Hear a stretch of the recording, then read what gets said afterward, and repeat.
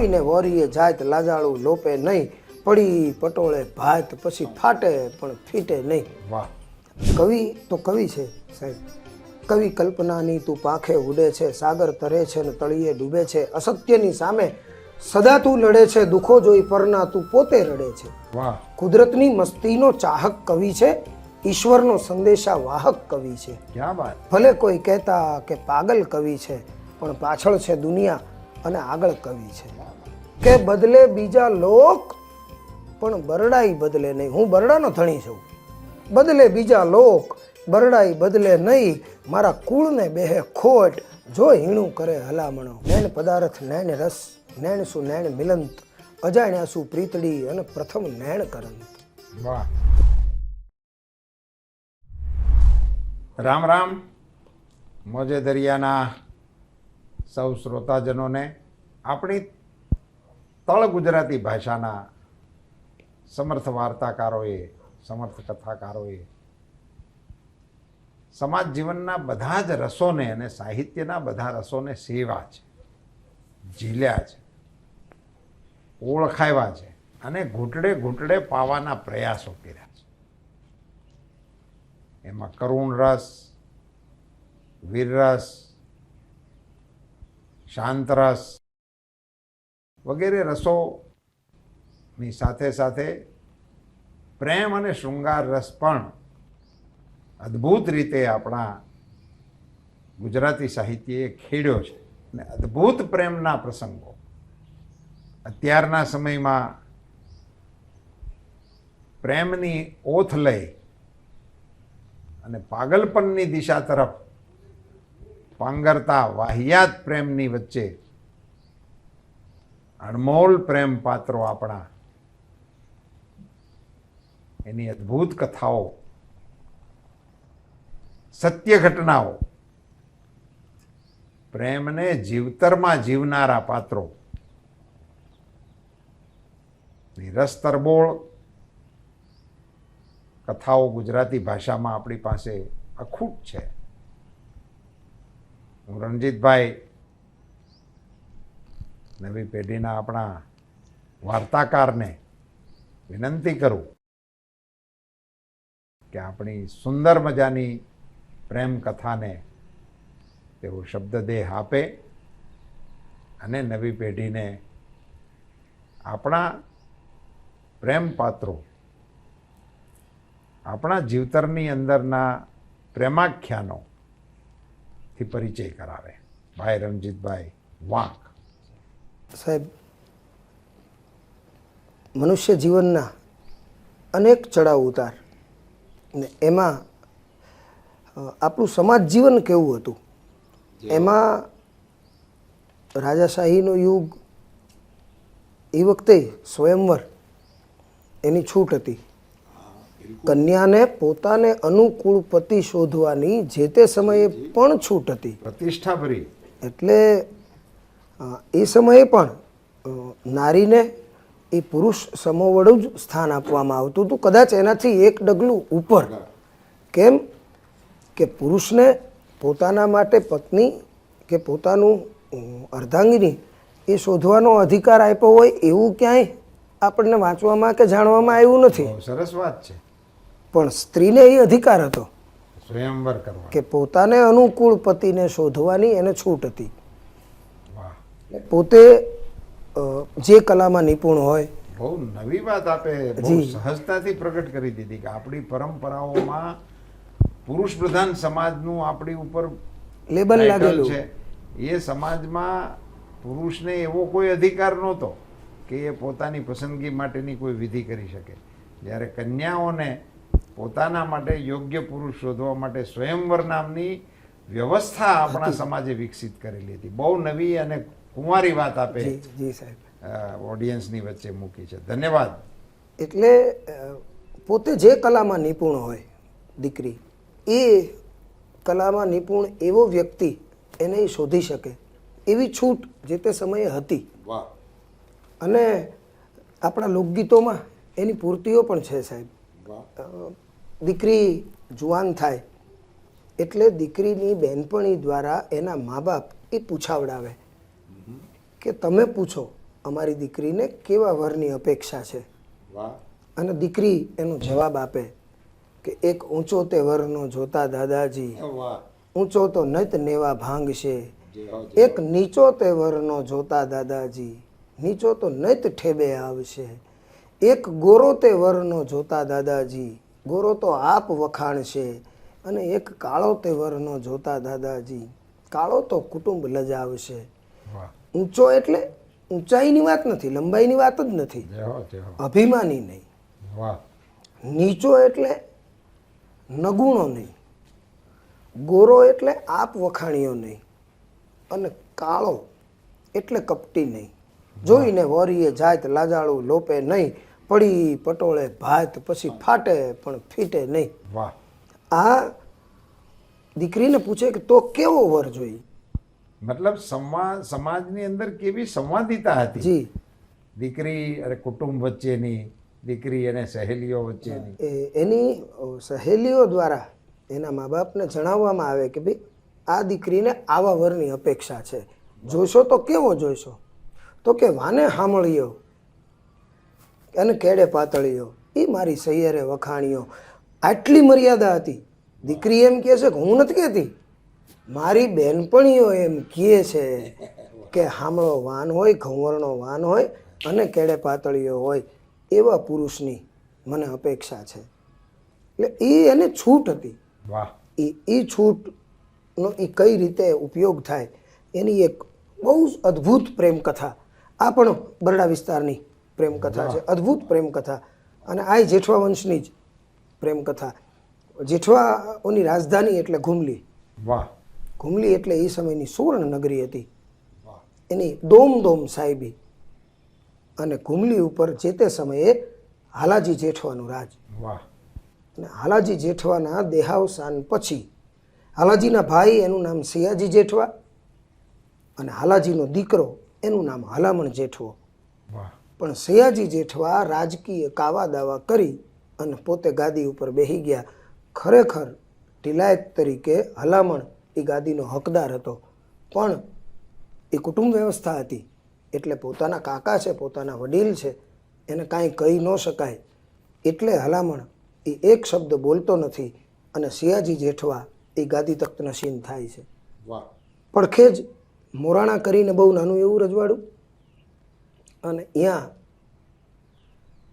એના રાજાને બહુ નાનું રજવાડું એટલે સંસ્થાન, અને એ સંસ્થાનમાં જાગીરદાર મૂળ રાતિયા, અને એને ત્યાં સોનકુંવરી નામની એક દીકરી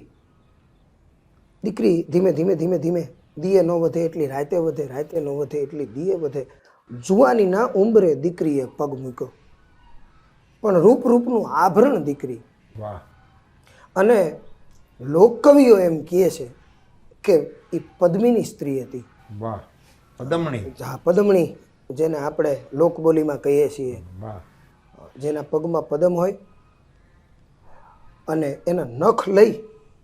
પદમણીની આ એક પરીક્ષા એ વાંચવામાં આવે છે વાહ કે એના નખ લીધા પછી સૂર્યની સામે મૂકવામાં આવે તો સૂર્યના તાપથી એના નખ ઓગળી જાય. ક્યા બાત હે. એટલી સ્વરૂપવાન એ સોન, અને જેટલી સ્વરૂપવાન હતી એટલી જ પાછી કવિ હૃદય હતી. વાહ એ જુવાનીના ઉંબરે પગ મૂક્યો એટલે એની બહેનપણીઓ દ્વારા, હમણાં આપણે જેમ વાત થઈ એમ એની સખીઓ દ્વારા એના મા બાપ એને પૂછાવડાવે કે બેટા તને કેવા વરની અપેક્ષા છે. અને સોનકુંવરી એની સખીઓ દ્વારા જવાબ આપે કે હું કવિ હૃદય છું. કવિ તો કવિ છે સાહેબ. કવિ કલ્પનાની તું પાંખે ઉડે છે, સાગર તરે છે ને તળિયે ડૂબે છે. અસત્યની સામે સદા તું લડે છે, દુઃખો જોઈ પરના તું પોતે રડે છે. વાહ કુદરતની મસ્તીનો ચાહક કવિ છે, ઈશ્વરનો સંદેશા વાહક કવિ છે. ક્યા બાત. ભલે કોઈ કહેતા કે પાગલ કવિ છે, પણ પાછળ છે દુનિયા અને આગળ કવિ છે. ક્યા બાત. કવિએ ખજાનાને ખુલ્લા મૂક્યા છે, એમાં માણેક મોતી ને હીરા ભર્યા છે. વાહ શબ્દરૂપી માણેક મોતી અને હીરા, એનો ખજાનો કવિએ ખુલ્લો મૂક્યો છે. એનો ઉપયોગ કોઈ પણ કરી શકે. કવિએ ખજાનાને ખુલ્લા મૂક્યા છે, એમાં માણેક મોતી અને હીરા ભર્યા છે. કવિની મહત્તાને જરા તો પીછાણો કે એને લૂંટો. ત્યારે કવિઓના આડા ફેર્યા છે. વાહ કોઈ પણ કવિની કવિતા કોઈ પણ વ્યક્તિ બોલે ત્યારે કવિ એમ નથી કહેતા કે આ મારી કવિતા છે, તમારે નહીં બોલવાની. વાહ વાહ સમાજ ઉપયોગી, સમાજ માટે થઈ અને પોતાનો ખજાનો આપી દીધો. કવિ શબ્દ શક્તિ હિમાલય ડગાવે, અખંડિત પૃથ્વીના ખંડો ધ્રુજાવે. કવિની કલમમાં છે તાકાત એવી કે હરીને બોલાવે તો દોડીને આવે. ક્યાં વાત કે આવે કે હા આવે, એનું કોઈ પ્રમાણ? જય હો. તો કે કહો મીરાના ઝેર કોણે પચાવ્યા, ક્યાં વાત અને મામેરા પૂરવા કહો કોણ આવ્યા. નરસિંહ મહેતાએ જેદી હુંડી લખી તેદી હુંડીના નાણાંએ કોણે સ્વીકાર્યા. વાહ આ કવિની તાકાત. અને એવી કવિયત્રી એણે કીધું કે મારા માટે કોઈ કવિ હૃદય હોય ને એવા પુરુષની મને અપેક્ષા છે. વાહ એટલે ફરીને એના મા બાપે એની સહેલીઓ દ્વારા પૂછાયું કે બેટા કવિ હૃદય છે એવી અમને કેવી રીતે ખબર પડે, વાહ કેમ કે અમે કવિ હૃદયના જીવ નથી, તો અમને કેમ ખબર પડે. અને સોનકુંવરી એક સમસ્યા લખી અને આપે. સમસ્યા પૂર્તિ આપણે ત્યાં વર્ષોથી ચાલી આવતી એક પરંપરા છે, પાદ પૂર્તિ. પાદ પૂર્તિ, જેમાં એક પંક્તિ બોલવામાં આવે અને બીજી પંક્તિમાં એનો જવાબ હોય. એ પાદ પૂર્તિની એક સમસ્યા એણે લખી અને મોકલી. ઘડ વીડ ઘડિયા અને એરણ આભડિયા નહીં. વાહ આટલું જ લખી અને એણે પોતાના કવિ દ્વારા મોકલાવ્યું. ઘણ વીણ ઘડિયા, જે ઘણ વિના ઘડાયેલ છે, અને એરણ આભડિયા નહીં, એરણ ઉપર ચડાવવામાં નથી આવ્યા એવી વસ્તુ. વાહ આટલું એના કવિને લખી અને આપ્યું. એ કવિ લઈ અને નીકળ્યા, દેશાટન કરે, તમામ દેશોમાં જાય, એને લાયક જે રાજકુમારો હોય ત્યાં જઈ અને વાત કરે. સોનકુંવરીની ખ્યાતિ એ પદમણી સ્ત્રી તરીકે આખા વિસ્તારમાં હતી. એટલે તમામને એવી ઈચ્છા હોય કે સોનકુંવરી સાથે મારા લગ્ન થાય. પણ આ પાદ પૂર્તિની વાત આવે, સમસ્યા પૂર્તિની વાત આવે, સમસ્યા આપવામાં આવે એટલે એનો જવાબ મળે નહીં. ફરતા ફરતા ફરતા ફરતા કવિરાજ જ્યારે થાકી ગયા અને છેલ્લે ઘુમલી તરફ નજર ગઈ અને ઘુમલીના દરબારગઢમાં આવ્યા.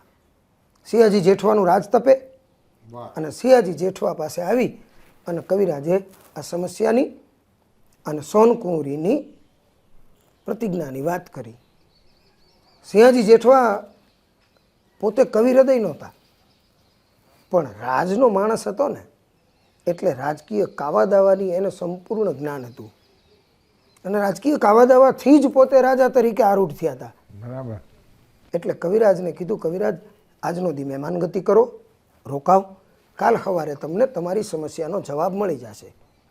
એમને રોક્યા પછી સિંહાજીને ખબર કે એમનો ભત્રીજો એટલે હાલાજી જેઠવાનો દીકરો હલામણ એ કવિ હૃદય છે.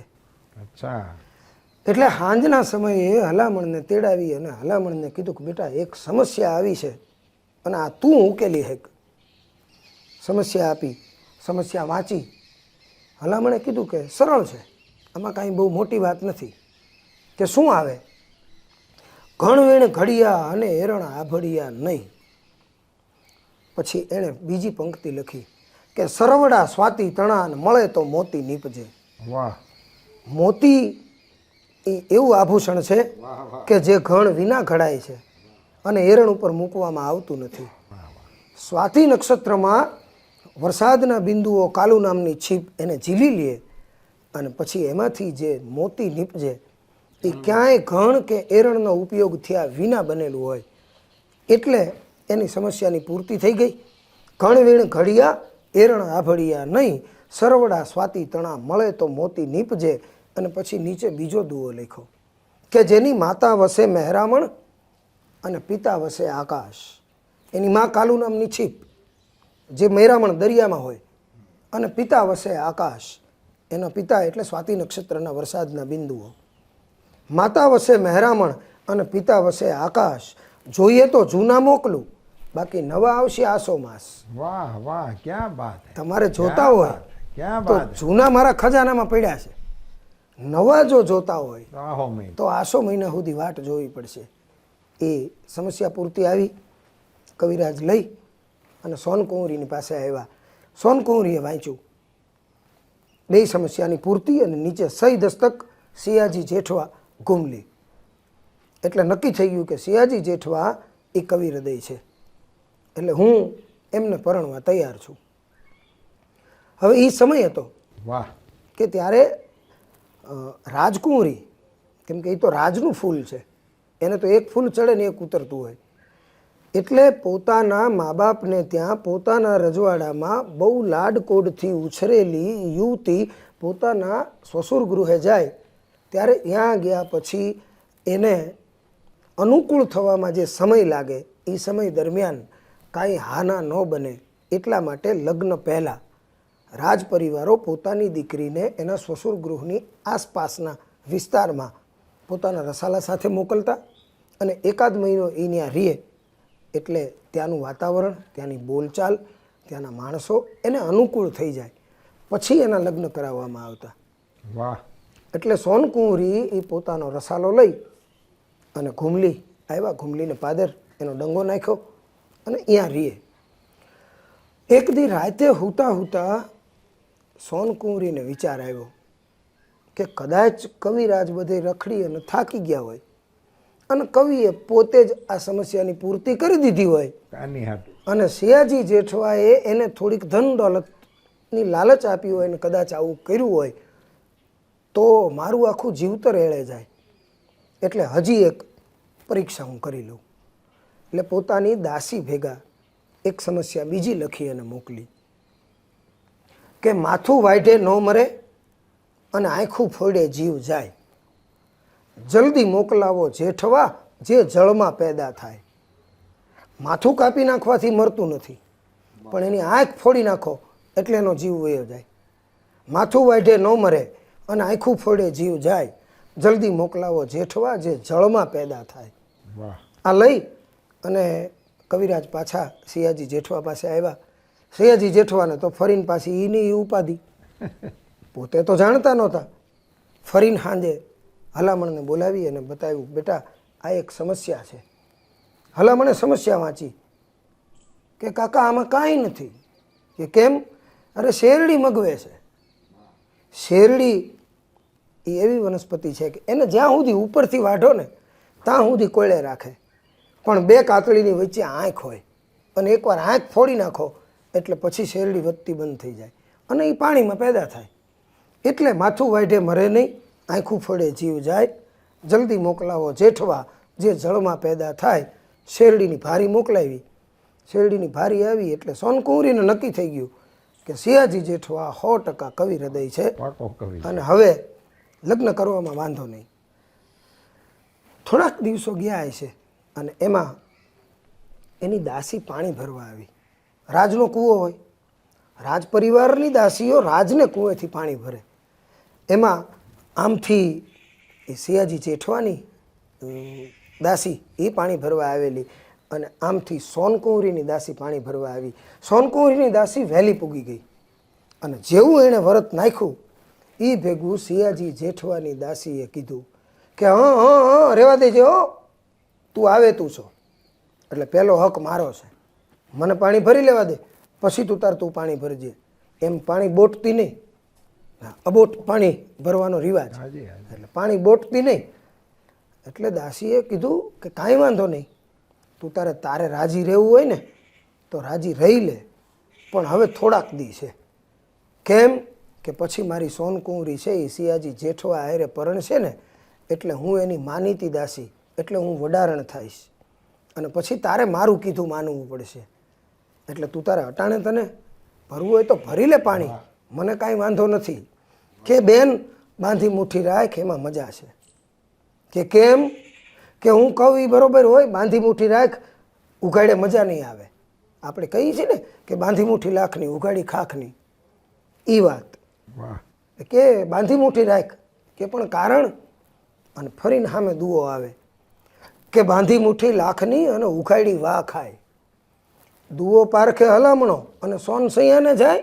ક્યાં વાત હે. અને આ દાસીને ખબર પડી ગઈ કે આ દુઆની સમસ્યા પૂર્તિ છે એ તો હલામણ જેઠવો કરે છે અને આ સૈયાજીની હારે સોનકુંવરીના લગ્ન થઈ જાય તો સોનકુંવરીનું જીવન બરબાદ થઈ જાય. એટલે આવી અને સોનકુંવરીને વાત રચતી હતી, વડારણો દુઆ લખતી હતી. આવી અને વાત કરી એટલે સોનકુંવરીને નક્કી થઈ ગયું કે મારી દાસી ખોટું બોલે નહીં આ 100% હલામણ જ આ દુઆની પૂર્તિ કરતો હોવો જોઈએ. પણ હવે કરવું શું? એ દરમિયાન હુંડી ભરી અને હોનાના ઘરેણા એ સિયાજી જેઠવાના રાજમાંથી આવે અને આપે કે આ પહેરી લ્યો, હવે તમારા પિયરના ઘરેણા ઉતારી નાખો. અને એ સામે ઘરેણા પડેલા જોઈ અને સોનકુંવરી જવાબ મોકલે કે સૂંડે ભર્યો શણગાર સૈયાનો શોભે નહીં, હલામણ મારો ભરથાર, સિંહો તો અમારો સાસરો. હવે હું સિયાજી હારે પરણીશ નહીં, હલામણ મારો ભરથાર છે. એ વાત આવી અને સિયાજીને કહેવામાં આવે અને સિયાજીને ખબર પડે હલામણ હશે ત્યાં સુધી સોનકુંવરી મને પરણશે નહીં, એટલે હલામણને દેશવટો આપવામાં આવે. અને હલામણને કાળા લુગડા ને કાળો ઘોડો, એ સમય હતો, કાળા ઘોડા ને કાળા લુગડા આવી અને ઉતારે મૂકી દે એટલે સમજી જવાનું કે દેશવટો આપ્યો છે, પછી કાંઈ પૂછવા નહીં રહેવાનું. એ કાળા કપડાં અને કાળો ઘોડો લઈ અને હલામણ નીકળ્યો ને ત્યારે સોનકુંવરીએ એને ઊભો રાખીને એટલું કીધું કે હાલ હલામણ દેશમાં અને ચોરી ચિતરાવું 4. અહીંયા તારો કાકો આપણને ભેગા ન થવા દે તો તું તારે મારા દેશમાં હાલ, મારા બાપનું, ભલે નગરી નાની છે પણ રાજા તો મારો બાપ છે. હાલ હલામણ દેશમાં અને ચોરી ચિતરાવું 4, મોરાણે નાખું માંડવો ને પછી જુગતે જમીએ કંસાર. અને પછી હલામણ જે જવાબ આપે સાહેબ, ક્યાં વાત, એ ખુમારી, એ પોતાના કુળનું ગૌરવ કે બદલે બીજા લોક પણ બરડાઈ બદલે નહીં, હું બરડાનો ધણી છું, બદલે બીજા લોક બરડાઈ બદલે નહીં, મારા કુળને બેહે ખોટ જો હીણું કરે હલામણો, મારાથી આ નહીં થાય. સાહેબ કેટલી ઉત્તમ ભાવનાઓ હતી. વાહ વાહ. એક નાનું એવું રજવાડું, વચ્ચે એક આડવાત યાદ આવી એટલે કરી દઉં. જય હો. એક નાનું એવું રજવાડું, એકની એક રાજકુમારી, હાથ ખોટની એકની એક, અને રાજાની કુંવરી. જય હો. એમાં શું બાકી હોય? ધીમે ધીમે ધીમે દીકરી જુવાન થઈ, પણ ચારેય કોર પહેરો, દીકરીને ક્યાંય એકલું જવાય નહીં, ખૂબ લાડકોડથી ઉછેરે, પણ નૈન પદાર્થ નૈન રસ, નૈન સુ નૈન મિલંત, અજાણ્યા સુ પ્રીતડી અને પ્રથમ નૈન કરંત. વાહ. એ પ્રકૃતિનો નિયમ છે. બિલકુલ. એટલે પોતાના પ્રદેશના જ સેનાપતિ જે રાજપૂત છે પણ રાજા નથી, એની હારે આ દીકરીને આંખોથી પ્રેમ થઈ ગયો. અલપ છલપ મળવાનું થાય, કેમ કે રાજકુંવરી હતી, સતત ચોકી પહેરામાં રહેનારી, પણ ક્યારેક અઠવાડિયે 10 દિવસે એકાદ વાર બેયને અલપ જલપ મળવાનું થાય અને ત્યારે બેય પોતપોતાના મનની વાતો કહી શકે. એક દિવસ રાત્રિના સમયે એ રાજકુંવરી સેનાપતિને મળે ને એને એમ કહે કે મારો બાપ આપણને એક નહીં થવા દે. વાત સાચી છે, પણ આપણાથી બીજું થાય શું? તો કે આપણે આ રાજ મૂકીને નીકળી જઈએ, એક અલગ દુનિયા વસાવીએ, જ્યાં તું સેનાપતિ ન હોય, હું રાજકુમારી ન હોઉં, આપણે બે પતિ પત્ની હોઈએ અને આપણો અલગ સંસાર હોય, જ્યાં આપણને માત્ર પતિ પત્ની તરીકે જ દુનિયા ઓળખે. કે પણ તારો બાપ આપણને ગોતી લેશે કે ન ગોતી શકે એવે ઠેકાણે વયા જાય. કે ભલે નક્કી થયું સમય સ્થળ, એ અડધી રાતને સમયે બે જણા ભાગ્યા, પગપાળા ભાગ્યા, કોઈ સાધન સામગ્રી હતી નહીં અને લેવાય એવો સમય નહોતો, કેમ કે રાજનો ખોફ. એ પગપાળા દોડી અને બે જણા ભાગ્યા, પણ રાજનું ફૂલ એ એમ રાજમાંથી નીકળી જાય ખબર પડ્યા વિના રીએ. વાહ. એટલે પાછળ આખી ફોજ થઈ, બેય દોડતા દોડતા એક રબારીની ઝોક પાસે આવ્યા.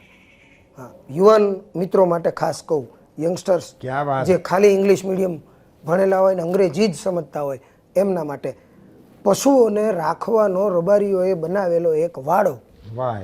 એને ઝોક કહેવામાં આવે. એ રબારીની ઝોકે પૂગ્યા, અડધી રાતને ટાણે રબારીને જગાડ્યો અને કીધું કે ભાઈ રાજપૂત છું, આપવા માટે સર્જાણો છું, માગું નહીં ક્યારેય, પણ આજ મારો સમય ખરાબ છે, તારી પાસે એક નાની એવી વસ્તુ માગું છું, એકાદો સારું ઘોડું કે એકાદો સારો હાંઢીઓ મને દઈ દે ને તો અમે બે બચી જઈએ. આ ઘટના છે ને અમે ભાગ્યા છે, જો અમે બચી જઈએ ને તો તારે જ્યારે જરૂર પડે ને ત્યારે ચામડાની મોજડી કરી અને તને પહેરાવીશ, મારા પ્રાણ સુધી તું જે માગીશ એ હું તને આપીશ, એક ઘોડું કે એકાદો હાંઢીઓ મને દઈ દે. એટલે રબારીએ કીધું મારી પાસે ઘણાય ઘોડા છે, ઘણાય હાંઢિયા છે, તને મજા આવે એ લઈ લે. વાહ વાહ રબારી વાહ. કે એમ નહીં, વાહે રાજની ફોજ છે, એ મને પકડી ન શકે એવો પાણીદાર ઘોડો કે પાણીદાર હાંઢીઓ હોય ને એ દે તો મારે કામનું. એણે એક હાંઠ લઈ આવી અને દીધી કે આલે આ હાંઠ છે, બેલાડે પલાડે માંડી જાઓ અને પછી તમારે તને અતિશોક્તિ લાગશે પણ સૂરજ મહારાજના રથમાંથી છૂટો પડેલો ઘોડો હોય ને તોય મારી આ હાંઠને આંબી ન શકે. ક્યાં બાત. એવી પાણીપંથી હાંઠ છે. સૂરજનારાયણના રથના ઘોડાને આંબી ન શકે એવી હાંડ છે, એને ઉદાહરણ કહેવાય. એ હું તને દઈ દઉં એને છું ઉપમા કહેવાય. અને એ પાછો હું તને દઉં છું. વાહ વાહ. બે પલાણ માંડી દીધા બેલાડે અને હાંડ ચકા ચકા ચકા હાલતી થઈ ને હજી ત્યાં આ રાજપૂતને યાદ આવ્યું એટલે પૂછ્યું કે હે ભાઈ કોઈ અવગુણ ખરો? જેમ ઘોડામાં 36 ગુણ ને 36 અવગુણ હોય એમ હાંઢિયામાંય ગુણ અને અવગુણ હોય, કે આનો કોઈ અવગુણ ખરો? કે ના, આનામાં કોઈ અવગુણ નથી. આની ત્રીજી પેઢીએ દાદીમાં એક અવગુણ હતો કે પાણી જોવે ને એટલે બેસી જતો.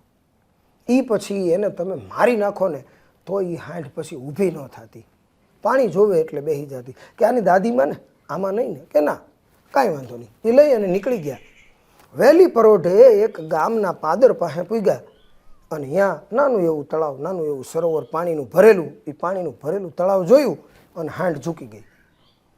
આ ખૂબ મહેનત કરે પણ હાંઠ પછી બેઠી થાય નહીં.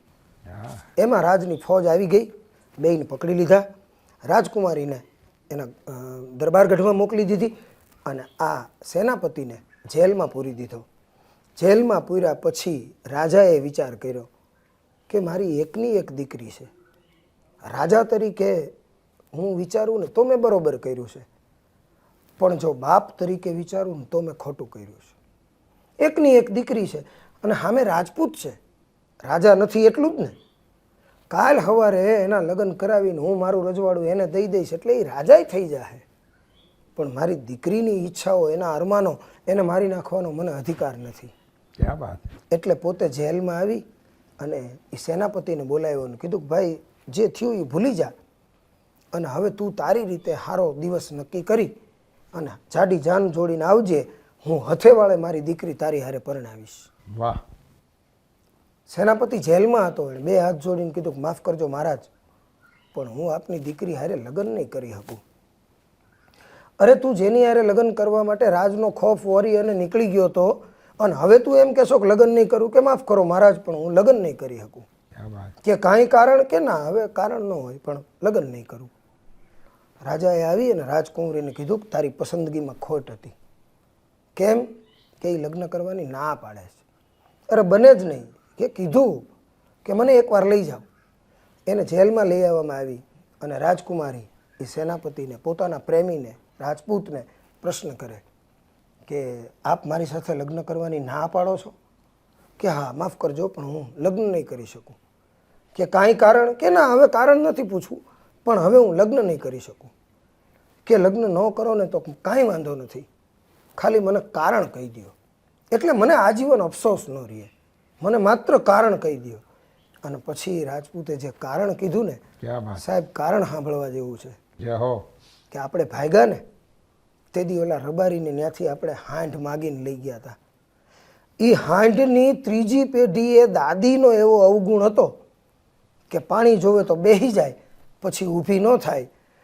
આવો એક સામાન્ય અવગુણ હાંઢિયા જેવા જનાવરમાં જો ત્રીજી પેઢીએ આવતો હોય તો હું આપને લઈને ભાગ્યો ને, આ અવગુણ મારી આવનારી પેઢીમાં, મારા સંતાનોમાં આવે અને મારા સંતાનો ભાગે અને મારાથી સહન ન થાય અને ત્યારે મારે મરી જવું પડે ને, એના કરતાં આજે મરી જવું કુરબાન છે, પણ હું તમારી સાથે લગ્ન નહીં કરી શકું. એટલે હલામણ કહે છે કે મૂળ વાતે આવ્યા. બદલે બીજા લોક પણ બરડાઈ બદલે નહીં, મારાથી નહીં થાય, મારા કુળને બેહે ખોટ, જો હીણું કરે હલામણો. અને અહીંયાથી નીકળી ગયો ને કેરાકોટમાં લાખા ફુલાણીના રાજમાં એ પોતાના ફૂઈ હતા, અહીંયા આવી અને રહ્યો. ફૂઈને ત્યાં તો ભત્રીજો રીએ, આખી ઘટનાની વાતની જાણ હતી, પોતાની ત્યાં રાખ્યો સમય જાતા જાતા જાતા અક્ષય તૃતીયા અખાત્રીજનો દિવસ આવ્યો. અખાત્રીજના દિવસે અહીંયા કચ્છમાં હબાનો ડુંગર છે અને હબાના ડુંગરે મેળો ભરાય. હબાના ડુંગરે મેળો ભરાય, અહીંયા ડુંગર ઉપર એક વડલો, અને વડલાની વડવાઈ પકડી અને હિંચકતા હિંચકતા તમે જે માગો ને એ તમને મળે એવી એક લોકવાયકા. અને હલામણ અખાત્રીજના દિવસે એમ કહેવાય છે કે ત્યાં ગયો અને એ વડવાઈ પકડી અને હિંચકા ખાતા ખાતા સોનકુંવરી સાથે લગ્નનો વિચાર મનમાં કર્યો.